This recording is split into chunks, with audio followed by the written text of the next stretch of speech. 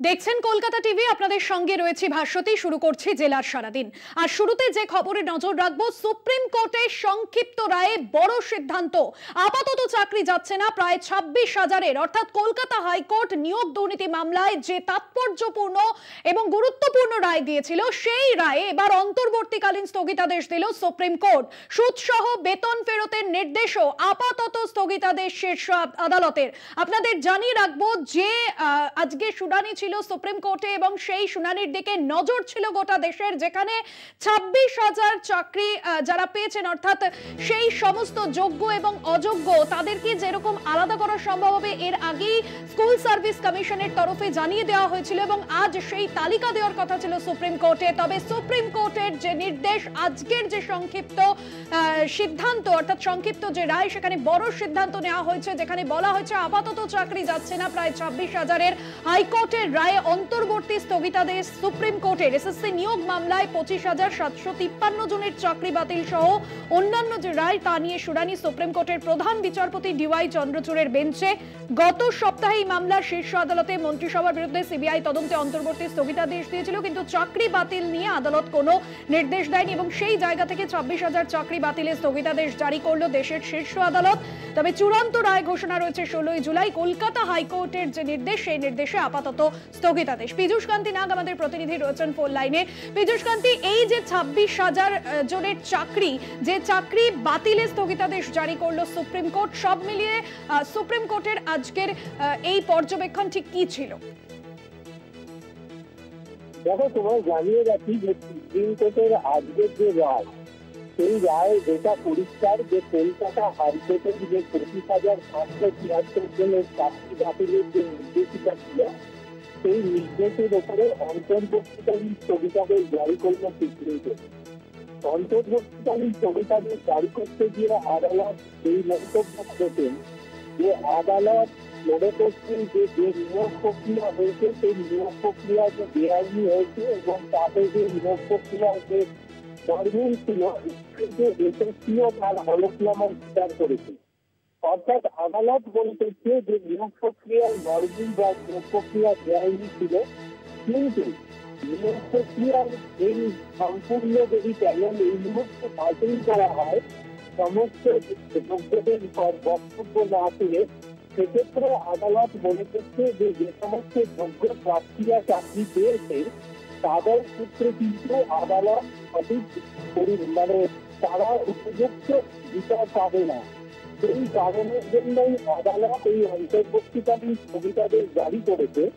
তবে super নিউমেরি court যে ক্যাবিনেটের ডিসিশনে সিদ্ধান্ত গ্রহণ হয়েছিল, তার মধ্যে কলকাতা হাইকোর্ট যে সিবিআই তদন্তের নির্দেশিকা জারি করেছিল, সেই সদস্যের ওপরে সম্পূর্ণভাবে অন্তর্বর্তীকালীন স্থগিতাদেশ জারি করল সুপ্রিম কোর্ট। এবং সুপ্রিম কোর্ট বলে দিল যে এই মুহূর্তে সুপার নিউমেরি কোর্টের জন্য তদন্ত সিবিআই। পীযূষ কান্তি, তুমি আমাদের সঙ্গে থাকো। এই মুহূর্তে আমাদের সঙ্গে টেলিফোন লাইনে রয়েছেন আইনজীবী সিপিএম সাংসদ বিকাশ রঞ্জন ভট্টাচার্য। আপনাকে স্বাগত জানাবো কলকাতা টিভিতে। বিকাশ রঞ্জন বাবু, আজ সুপ্রিম কোর্টের যে সংক্ষিপ্ত সিদ্ধান্ত এবং যে রায়, কি বলবেন আপনি? ঠিক কি রায় হলো আজকে সুপ্রিম কোর্টে?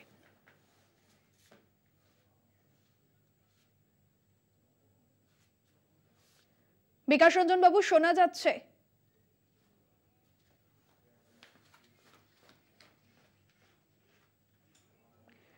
সম্ভবত যোগাযোগ বিচ্ছিন্ন হচ্ছে আমাদের সঙ্গে বিকাশ রঞ্জন ভট্টাচার্যের সঙ্গে। আমরা আরো একবার যোগাযোগ করার চেষ্টা করব। পীযূষ কান্তি রয়েছেন আমাদের সঙ্গে।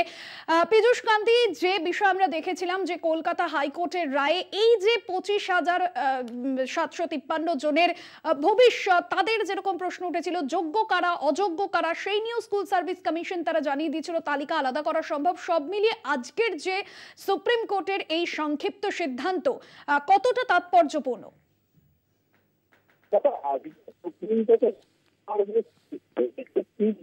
সওয়াল, এই সওয়ালে কিন্তু একটি বিষয় যথেষ্ট তাৎপর্যপূর্ণ বলে মনে হয়েছে। একেবারে পীযূষ কান্তির সঙ্গে থাকো, বিরত করছি তোমায়। এই মুহূর্তে আমাদের সঙ্গে টেলিফোন লাইনে আমরা আবারও যোগাযোগ করতে পেরেছি সিপিএম সাংসদ বিশিষ্ট আইনজীবী বিকাশ রঞ্জন ভট্টাচার্যের সঙ্গে। বিকাশ রঞ্জন বাবু, কলকাতা হাইকোর্টের যে রায় নিয়োগ দুর্নীতি মামলা নিয়ে, তাতে অন্তর্বর্তী স্থগিতাদেশ সুপ্রিম কোর্টের, ঠিক কি হলো আজকের এই রায় সুপ্রিম কোর্টে, কি বলবেন আপনি? যেহেতু মামলার শুনানিটা শেষ করতে পারেনি সুপ্রিম কোর্ট, সেই জন্য আগামী 16ই জুলাই রেখেছেন শুনানির জন্য। এই সময় পর্যন্ত আপাতত স্থিতাবস্থা, মানে কারো চাকরি যাচ্ছে না। তবে একটা আন্ডারটেকিং দিতে হবে তাদের, যে চাকরি চলে গেলে পরে সব টাকা পয়সা ফেরত দিতে হবে, আর সিবিআই এর যে তদন্ত সেই তদন্তটা চলবে।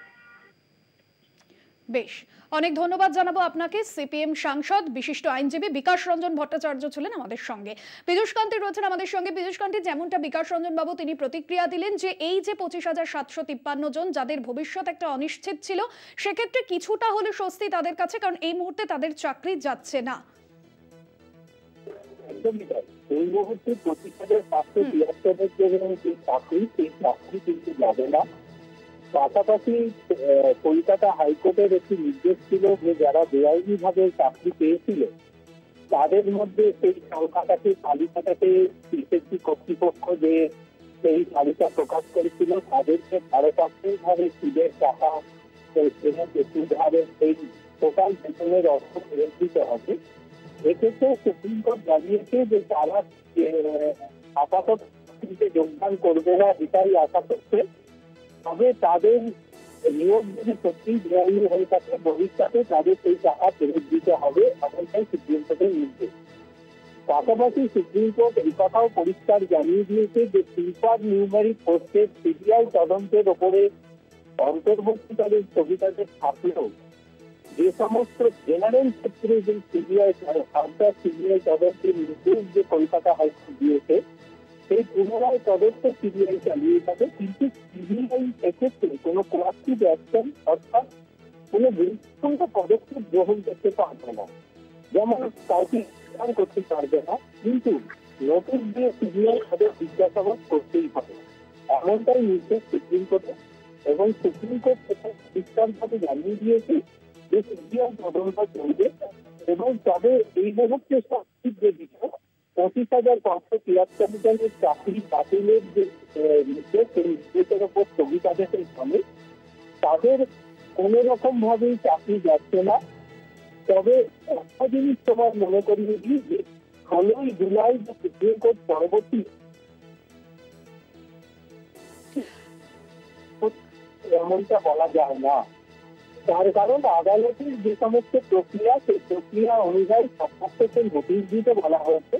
এবং এই মামলায় যে বিরোধী পক্ষ যারা রয়েছে তারা হলফনামা জমা দেবে, তার পক্ষ সমর্থনে তার জবাবে হলফনামা জমা করবে আবেদনকারীদের পক্ষ থেকে।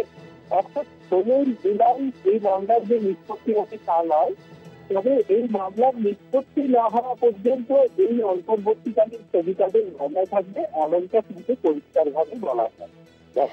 একদমই ধন্যবাদ জানাবো তোমায়। পীযূষ কান্তি নাগ আমাদের প্রতিনিধি ছিলেন ফোন লাইনে। 2016 সালের এসএসসি নিয়োগ প্রক্রিয়ায় 25,753 জনের চাকরি বাতিলের যে নির্দেশ, সেই নির্দেশে আপাতত স্থগিতাদেশ, অন্তর্বর্তী স্থগিতাদেশ সুপ্রিম কোর্টের।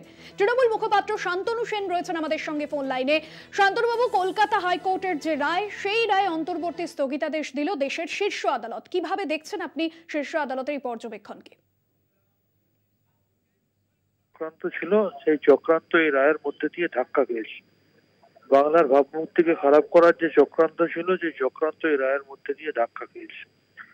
একদিকে বিজেপির আমলে ভারতবর্ষে যখন 45 বছরে সব থেকে বেশি বেকার, সেখানে মমতা বন্দ্যোপাধ্যায়ের হাত ধরে বাংলায় চাকরি হচ্ছে। আর রাজনৈতিক অভিসন্ধি নিয়ে কিছু কিছু রায় বেরোনোর ফলে দেখা যাচ্ছে কোনো একটা রায়ের দ্বারা একসাথে 26,000 মানুষের চাকরি খেয়ে নেওয়া হচ্ছে। এবং তাদেরকে বলা হচ্ছে যে তারা যা মাইনে পেয়েছে 12% ইন্টারেস্টে সেই সমস্ত টাকাটা ফেরত দাও। এই অমানবিক রায়ের বিরুদ্ধেই যারা চাকরি হারিয়েছে কোর্টের রায়ে, তাদের পাশে থেকে আমাদের রাজ্য সরকার মানবিক রায়ের আশায় সুপ্রিম কোর্টে আবেদন করেছিলেন। এবং সুপ্রিম কোর্ট যে স্টে অর্ডার দিয়েছে বা সুপ্রিম কোর্টের যে স্থগিতাদেশ, আমরা এই রায়কে সাধুবাদ জানাচ্ছি। অনেক ধন্যবাদ জানাবো আপনাকে শান্তনু সেন। আমাদের তৃণমূল মুখপাত্র শান্তনু সেনের সঙ্গে আমরা কথা বললাম ফোন লাইনে। সুপ্রিম কোর্টে এসএসসি মামলার সংক্ষিপ্ত যে রায়, কলকাতা হাইকোর্টের রায়ে অন্তর্বর্তী স্থগিতাদেশ সুপ্রিম কোর্টের সুদসহ বেতন ফেরতের নির্দেশেও আপাতত স্থগিতাদেশ দিল দেশের শীর্ষ আদালত। এবং যেখানে প্রধান বিচারপতি অর্থাৎ ডিওয়াই চন্দ্রচূড় তিনি জানিয়ে দিলেন এখনই চাকরি বাতিল করা হচ্ছে না। কেন স্থগিতাদেশ তার ব্যাখ্যা দিয়ে সুপ্রিম কোর্টের প্রধান বিচারপতি তিনি যেমনটা পর্যবেক্ষণ করেছেন, যোগ্য এবং অযোগ্য আলাদা করা সম্ভব হয় যদি, তাহলেই গোটা প্যানেল বাতিল করা ন্যায্য হবে না। তবে এই নির্দেশ চূড়ান্ত নয়। এই স্থগিতাদেশ অন্তর্বর্তীকালীন 16ই জুলাই এই মামলার চূড়ান্ত রায় ঘোষণা করবে বলে এমনটাই জানিয়েছে দেশের শীর্ষ আদালত। সুপ্রিম কোর্টে এসএসসি মামলার সংক্ষিপ্ত রায়।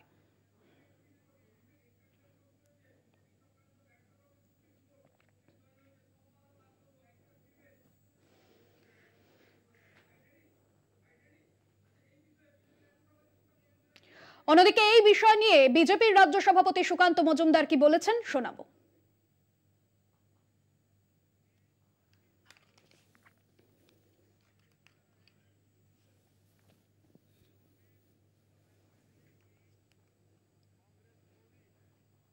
সাধারণ মানুষের প্রশ্ন,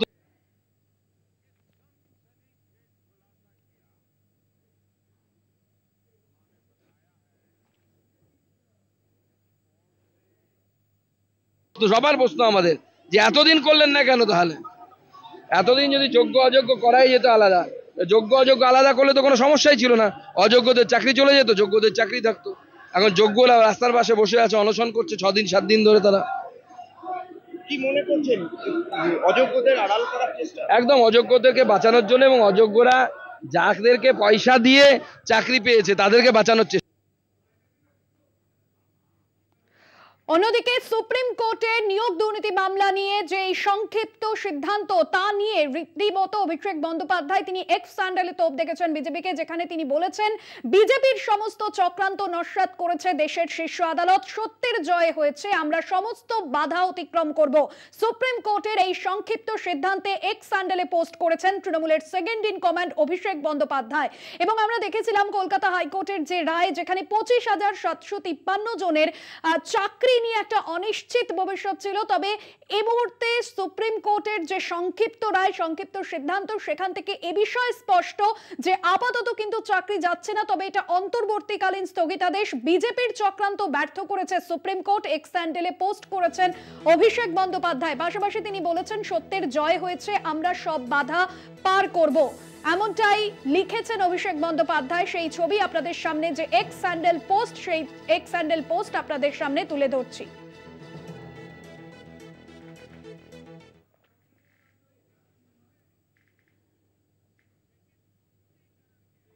অন্যান্য খবর নিয়ে ফিরে আসছি বিরতির পর। সুপ্রিম কোর্টের সংক্ষিপ্ত রায়ে বড় সিদ্ধান্ত, আপাতত চাকরি যাচ্ছে না 26,000-এর। কলকাতা হাইকোর্টের রায়ে অন্তর্বর্তী স্থগিতাদেশ সুপ্রিম কোর্টের, সুদসহ বেতন ফেরতের নির্দেশেও আপাতত স্থগিতাদেশ শীর্ষ আদালতের। আর এই নিয়েই পোস্ট করেছেন তৃণমূলের second in command Abhishek Bandyopadhyay, এবং যেখানে তিনি লিখেছেন যে সত্যের জয় হয়েছে, বিজেপির সমস্ত চক্রান্ত নস্যাৎ করেছে দেশের শীর্ষ আদালত, আমরা সব বাধা অতিক্রম করব এবং শেষ নিঃশ্বাস অবধি লড়াই করব। এক্স স্যান্ডেলে এমনটাই পোস্ট করেছেন অভিষেক বন্দ্যোপাধ্যায়।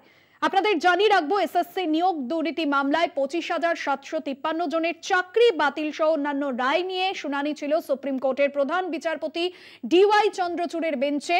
কলকাতা হাইকোর্টের যে রায়, সেই রায়ে এবার সংক্ষিপ্ত সুপ্রিম কোর্টের রায়, সংক্ষিপ্ত রায়ে বড় সিদ্ধান্ত, আপাতত চাকরি যাচ্ছে না প্রায় 26,000-এর।